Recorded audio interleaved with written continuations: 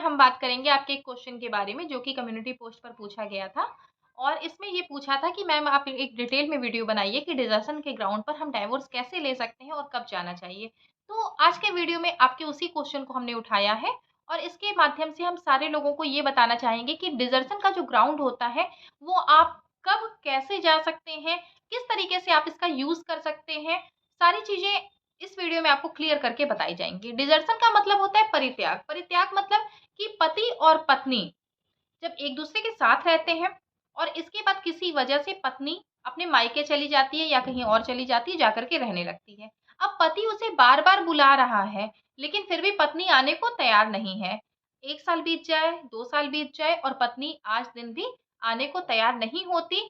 हमेशा कोई ना कोई बहाने बना देती है या ये कह देती है कि अब मैं नहीं आऊंगी, इस तरह की चीजें कि आपको ये लग जाए कि अब आपकी पत्नी आपके साथ आकर के नहीं रहने वाली है। तो ये क्या हो गया, परित्याग मतलब कि त्याग दिया अपने पार्टनर को। अब ये केवल एक पत्नी के ही विषय में नहीं है, ये है एक पति के भी विषय में। मतलब पत्नी तो साथ रहना चाह रही है लेकिन पति साथ रखने को तैयार नहीं है और दोनों को 2 साल से ज्यादा हो गया, दोनों एक दूसरे से अलग अलग रह रहे हैं।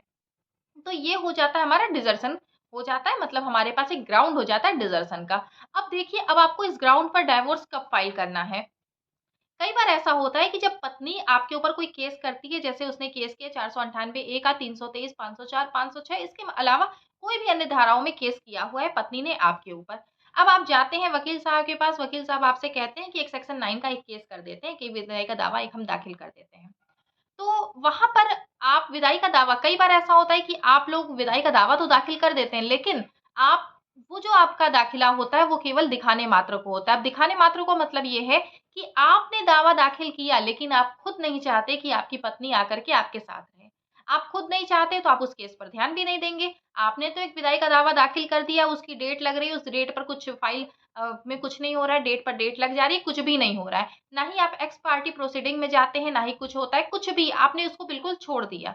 विदाई का दावा है मतलब कि सिविल नेचर का सूट है। अब सिविल नेचर के सूट में प्रक्रिया क्या है वो अभी हमने आप एक वीडियो में बताया हुआ है, जो अभी हमने वीडियो डाला हुआ था। वो वीडियो हमारा था कि अगर आप एक तरफा तलाक में जाते हैं तो उसमें किस तरह की प्रक्रिया होती है। तो सेम प्रक्रिया आपकी विदाई के दावे में भी होगी। मतलब क्योंकि ये भी सिविल नेचर का सूट है तो हर सिविल नेचर के सूट में यही प्रक्रिया चलती है। तो आपने विदाई का दावा तो दाखिल किया लेकिन आप खुद नहीं चाहते हैं कि पत्नी जाए, इसलिए आपने उस सेक्शन 9 के केस को, आपने उस विदाई के दावे के केस को अलग करके रख दिया। 498 ए का केस आपके ऊपर चल रहा है, पत्नी ने साथ ही साथ आपके ऊपर घरेलू हिंसा का भी केस किया हुआ है, जो कि नॉर्मली होता है कि अगर 498 ए चल रहा है तो इसके साथ ही बाद में कुछ दिनों बाद जाकर के घरेलू हिंसा का भी एक केस कर दिया जाता है पत्नी के द्वारा।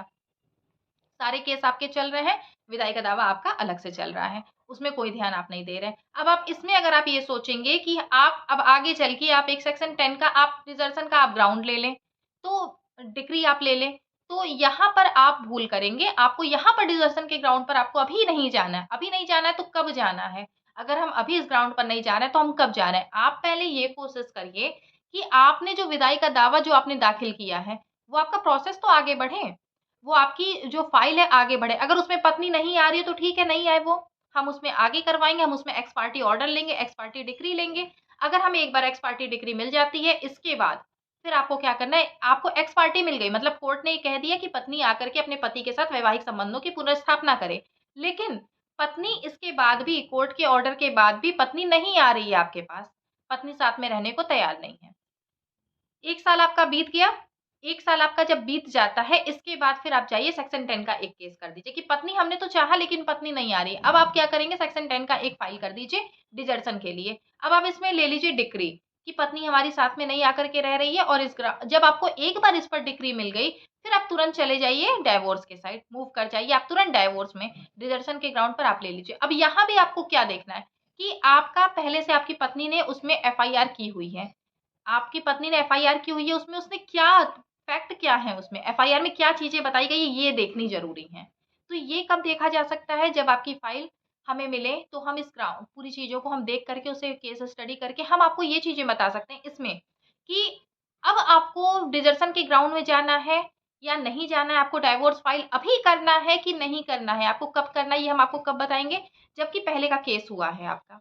ठीक है, कई सारे केस पत्नी ने आपके किए हुए हैं और इसके बाद फिर आप ये सोचते हैं कि अब आप दूसरी तरफ आप गलत हैं, आपको ये पता है कि पत्नी के पास कोई ना कोई ऐसा एविडेंस है, आप गलत हैं और आप इसके बाद आप ये सोच रहे हैं कि हम कई तरीके से मूव कर जाएँ, तो यहाँ पर आप गलती कर रहे हैं।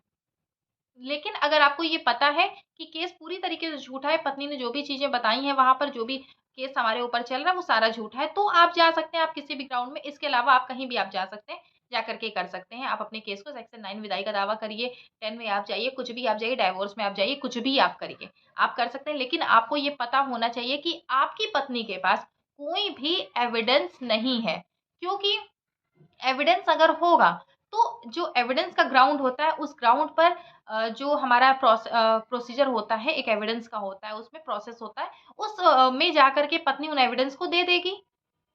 और अगर वहां पर उसके पास कोई एविडेंस नहीं है तो आपके पास सारी चीजें हैं पहले से, लेकिन इसमें आपको किसी भी चीज को छोड़ना नहीं है। अब आपने अगर विदाई का दावा किया हुआ है तो विदाई के दावे पे भी आपको ध्यान देना है और उसमें आपको पूरी कोशिश करनी कि एक्स पार्टी डिग्री मिल जाए आपको।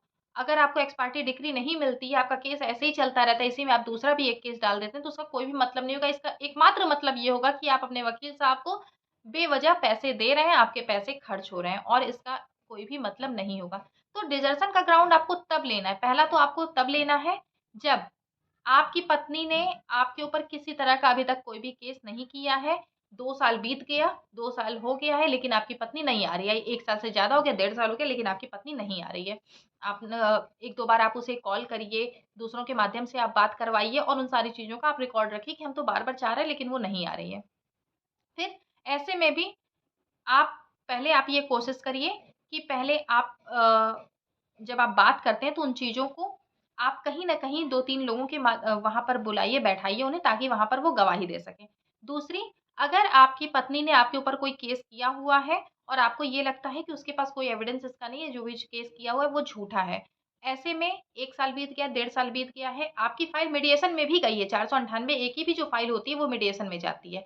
तो मीडिएशन में जा रही है, वहाँ भी आप अपनी पत्नी से कहते हैं कि हम अपने संबंधों को सही करना चाहते हैं, आप उसे बुलाने की हर संभव कोशिश करते हैं लेकिन वहाँ समझौता नहीं हो पाता। तो उसके बेस पर भी आपके पास एक हो गया, प्रूफ हो गया कि आपने तो चाहा कि आपका आपकी पत्नी आकर के आपके साथ रहे लेकिन वो फिर भी आकर के रहने को तैयार नहीं है। आपके पास एक ग्राउंड हो गया। अब इसके बाद फिर आप डिसर्शन फाइल कर दीजिए, साल 1.5 साल बाद आप डिसर्शन फाइल कर दीजिए कि हम तो चाह रहे हैं लेकिन वो नहीं आ रही है। इसके अलावा आपने सेक्शन 9 आपने कर दिया है, पहले से ही आप किए हुए हैं सेक्शन 9 का, आपने विदाई का दावा पहले से ही किया हुआ है। तो पहले आप इस विदाई के दावे में आप डिक्री ले लीजिए। अगर पत्नी नहीं उसमें हाज़िर हो रही है तो आप एक्स पार्टी डिक्री ले लीजिए और एक्स पार्टी डिक्री के बाद आप जब आपको मिल जाती है डिक्री, साल भर तक आप थोड़ा-सा वेट करिए और साल भर क्योंकि बीतने में जब कोर्ट केस चलता रहता है तो साल भर बीतने में बिल्कुल भी समय नहीं लगता है। साल भर आपका बीत जाता है, उसके बाद आप तुरंत ही सेक्शन 10 आप एक फाइल कर दीजिए, डिसर्शन की आप डिग्री ले लीजिए। जब आपको एक बार डिग्री मिल जाती है, इसके बाद आप डाइवोर्स में मूव कर जाइए। तो ये एक इसका तरीका होता है कि आपको कब जाना है। ऐसा नहीं कि आप 4 केस आप पहले से किए हुए हैं, 4 केस आपकी पत्नी ने पहले से किया हुआ है और केवल केस पर केस आपका चल रहा है और आप ये सोचते हैं हमें ये सारी चीज़ें भी हम कर लें। तो यहाँ पर आपको इन सारी चीज़ों का बहुत ज़्यादा ध्यान रखना है।